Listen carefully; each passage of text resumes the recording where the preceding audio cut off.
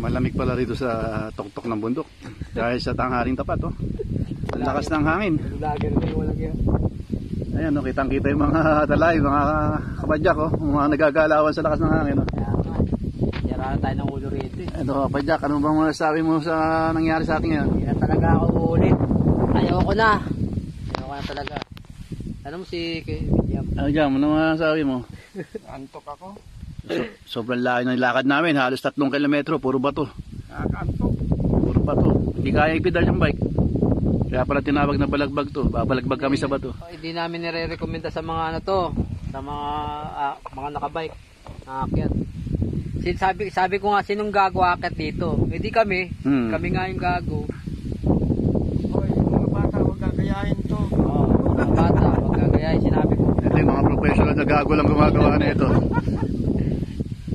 Sobrang taas na ito. Ano, tubig na ito, kay Nalta na ito.